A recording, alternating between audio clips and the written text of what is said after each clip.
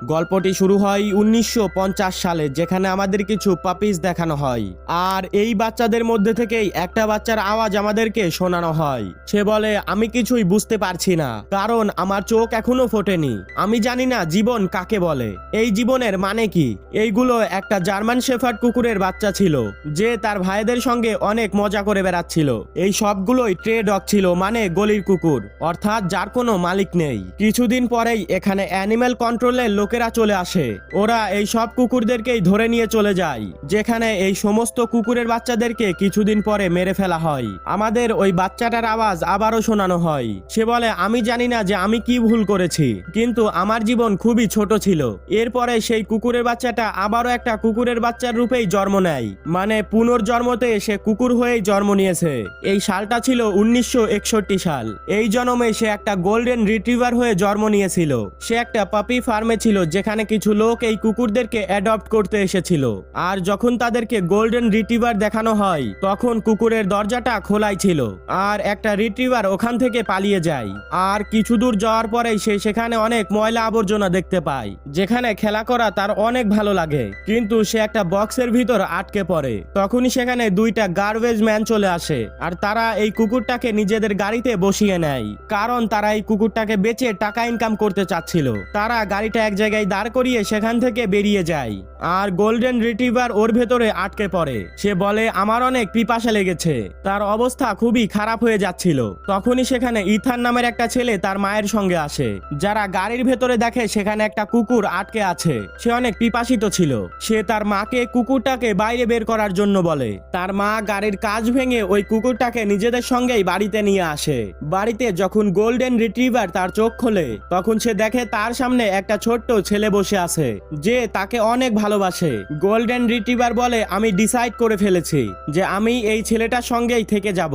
আসলে ইথানও এই গোল্ডেন রিট্রিভারকে নিজের সাথেই রাখতে চায়। সে তার বাবার কাছ থেকে এইটার পারমিশন নেয়, আর তার বাবাও এটা মেনে নেয়। এখন ইথান এই রিট্রিভারের নাম বিলি রেখে দেয়। অনেক দ্রুতই রিট্রিভার বুঝতে পেরে যায় যে তার নাম বিলি, আর এই ছেলেটার নাম, যে তাকে অ্যাডপ্ট করেছে, তার নাম হচ্ছে ইথান। এই দুইজন দুজনের সাথে অনেক হাসি খুশি থাকতে শুরু করে। কিন্তু বিলি আজও জানে না তার জীবনের অর্থটা কি। সে জানে না সে এই দুনিয়াতে কিসের জন্য এসেছে।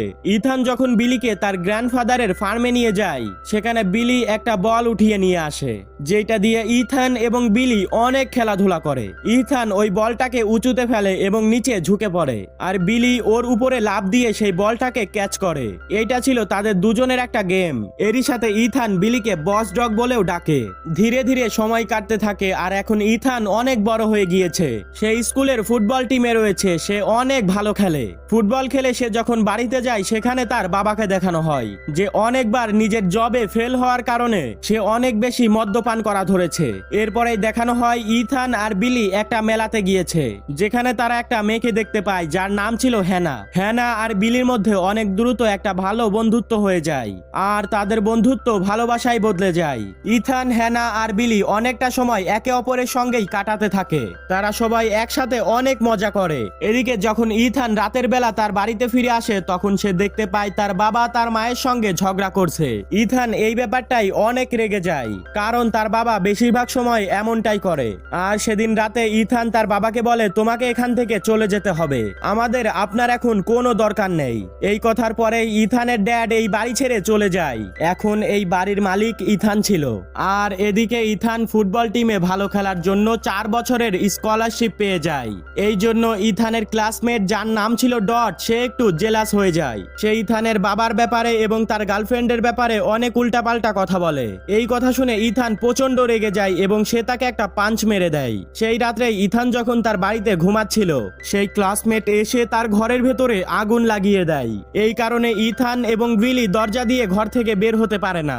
এই জন্য ইথান সবার প্রথমে তার মাকে রশি দিয়ে নিচে নামিয়ে দেয়, এরপরে তার ডগ বিলিকে। কিন্তু সে নামার আগেই রশিটা ছিঁড়ে যায়। এই জন্য ইথানকে উপর থেকে নিচে লাফ দিতে হয়, আর তখনই তার পায়ে ফ্র্যাকচার হয়ে যায়। ইথানকে অ্যাম্বুলেন্সে করে হসপিটালে নিয়ে যাওয়া হয়। আর এদিকে এক জায়গায় ডট লুকিয়েছিল, যে এই সমস্ত ঘটনা দেখছিল। আর বিলি তার উপরে ঝাঁপিয়ে পড়ে, কারণ সে জানে ডটই এই বাড়িতে আগুন লাগিয়েছে।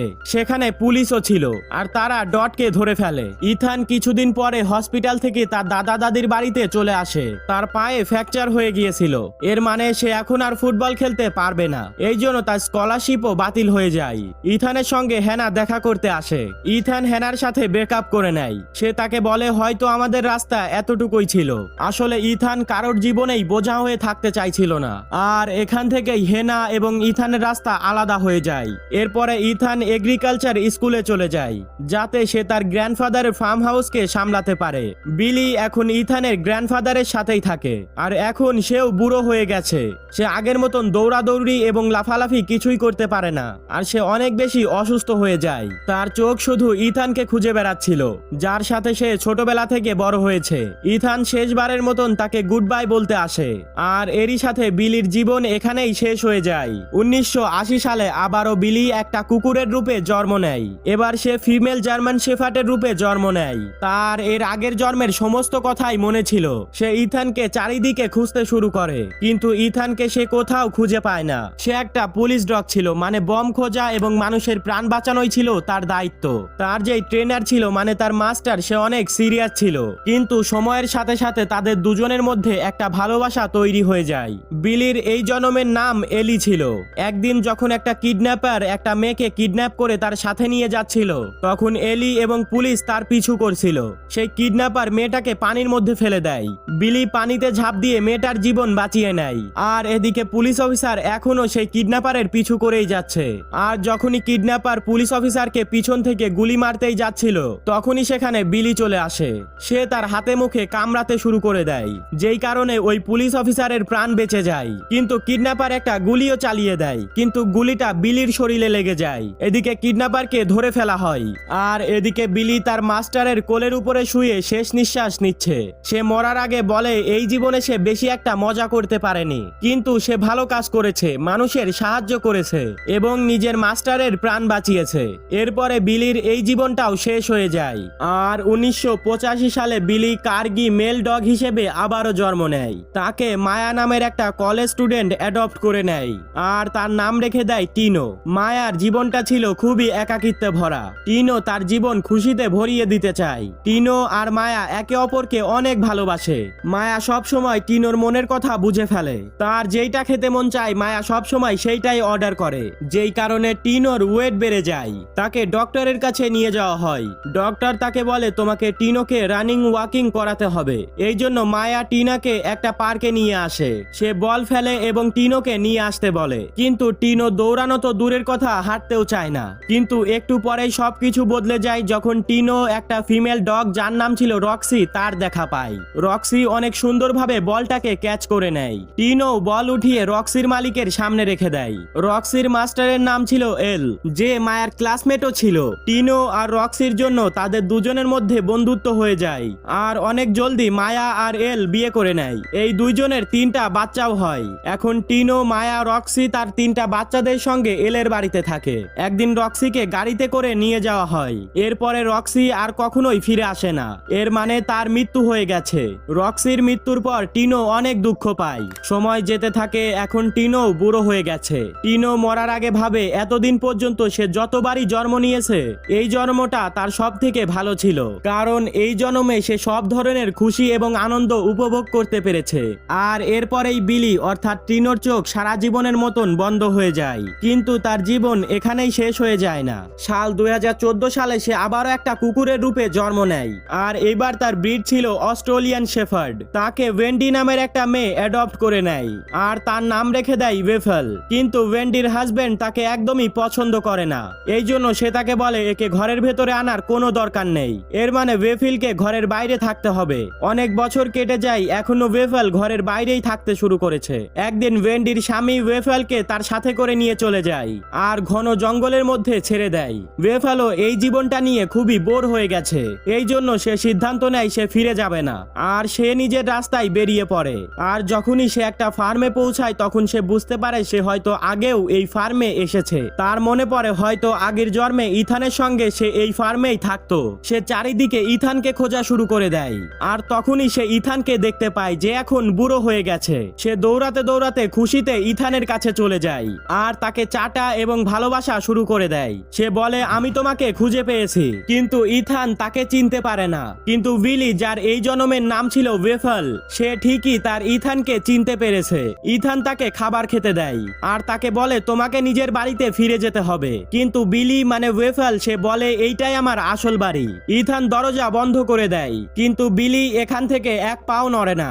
এর পরের দিন ইথান বিলিকে একটা ডগ ফার্মে দিয়ে আসে যাতে সেখান থেকে কেউ তাকে অ্যাডপ্ট করে নেয়, কিন্তু ইথানও তাকে ছাড়া থাকতে পারে না। এই জন্য পরের দিন গিয়ে সে বিলিকে তার সাথে নিয়ে আসে। এর মানে সে বিলিকে এখন অ্যাডপ্ট করে নিয়েছে। বিলি দেখে ইথান এখন খুবই একাকিত্বে ভুগছে। সে যেভাবেই হোক ইথানের জীবন থেকে একাকিত্ব সরিয়ে দিতে চায়। আসলে হানার সাথে ব্রেকআপ হওয়ার পর সে কখনোই বিয়ে করেনি। একদিন বিলি বাড়ি থেকে বেরিয়ে পড়ে আর একটা বাড়ির সামনে গিয়ে পৌঁছায় যেখানে সে হানাকে দেখতে পায়। সে হানার কাছে যায়। হানা তার কলারে তার ব্যাজ দেখতে পায় যার উপরে তার নাম লেখা ছিল বাড়ি। আসলে ইথান এবার তার নাম বাড়ি রেখেছে আর ব্যাচের অন্যদিকে ইথানের নাম ছিল। হানা যখন বিলির নাম দেখতে পায় তখন সে তার ফার্মে বিলিকে নিয়ে পৌঁছে যায়, যেখানে তারা একে অপরকে দেখে অনেক খুশি হয়ে যায়। হানা বলে তার হাজবেন্ড অনেক আগেই মারা গেছে। ইথানও তার কাছে মাপ চায়। সে বলে আমি তোমাকে আমার জীবন থেকে অনেক দূরে সরিয়ে দিয়েছি, আমাকে এই জন্য মাপ করে দাও। হানা বলে এইটা অনেক পুরনো কথা হয়ে গেছে, এইটাকে ভুলে যাওয়াই ঠিক হবে। এরপর ইথান তাকে ডেটে যাওয়ার জন্য বলে আর এরপরেই তারা দুইজন আবারও এক হয়ে যায়। জলদি তারা দুইজন বিয়ে করে নেয়। যদিও বিলি ইথানকে চিনতে পেরেছে, কিন্তু ইথান জানে না যে এইটাই তার বিলি। বিলি চায় ইথানও যেন তাকে চিনতে পারে। এই জন্য সে একদিন একটা বল নিয়ে আসে যেটা নিয়ে তারা দুইজন এর আগের জন্মে খেলাধুলা করত। সেইটা ইথানের কাছে নিয়ে আসে। তখন ইথান সেই বলটা তার সামনে ফেলে, কিন্তু বিলি সেই বলটা আর উঠায় না। আসলে সে চায় ইথান যেন বিলির সঙ্গে সেই রকম ভাবেই খেলে যেভাবে তারা ছোটবেলায় খেলতো। ইথানও সেই বলটাকে উপরে ফেলে দেয় এবং নিচে ঝুঁকে যায়। বিলি দৌড়ে এসে তার উপরে জাম্প করে সেই বলটাকে ক্যাচ করে ফেলে। এইটা দেখে ইথান পুরোপুরি শকড হয়ে যায়, কারণ এই গেমটার ব্যাপারে সে এবং বিলি ছাড়া আর কেউ জানতো না। ইথান তাকে বস ডগ বলে ডাকে, যেভাবে সে তার বিলিকে ডাকতো। আর যখনই সে বস ডগ বলে ডাকে বিলিও ডাকতে শুরু করে দেয়। যখনই সে বস ডগ বলে তখনই বিলিও ডাকতে শুরু করে। ইথান বুঝতে পারে এই কুকুরটা আর কেউ নয় বরং তার বিলি, যে আবারও জন্ম নিয়েছে। অবশেষে বিলি আমাদেরকে বলে জীবনের অর্থটা কি সেটা আমি বুঝতে পেরেছি। আমাদের সবাইকে সবসময় খুশি থাকতে হবে। যখনই সুযোগ পাবা তখনই আমাদের অন্য কাউকে সাহায্য করতে হবে। আমাদের অতীতে যা কিছু হয়েছে ওইটার জন্য আমাদের আফসোস করা উচিত না, আর নাই ভবিষ্যতের চিন্তা নিয়ে ডুবে থাকা উচিত। আমাদের একে অপরের ব্যাপারে ভাবা উচিত। আর সব থেকে গুরুত্বপূর্ণ আমরা সবাই যেন একে অপরকে ভালোবাসতে পারি। আমাদের সেই সময়টা উপভোগ করতে হবে যেই সময়টাই আমরা রয়েছি, এর মানে প্রেজেন্টে। এটাই আমার এবং সমস্ত কুকুরের জীবনের অর্থ। আর এটাই ছিল এ ডগ পারপাস মুভিটির পুরো গল্প। তো বন্ধুরা, কেমন লাগলো আজকের ভিডিওটা ভালো লেগে থাকলে অবশ্যই লাইক করে চ্যানেলটাকে সাবস্ক্রাইব করে রাখতে পারো। দেখা হবে নতুন কোনো ভিডিওতে।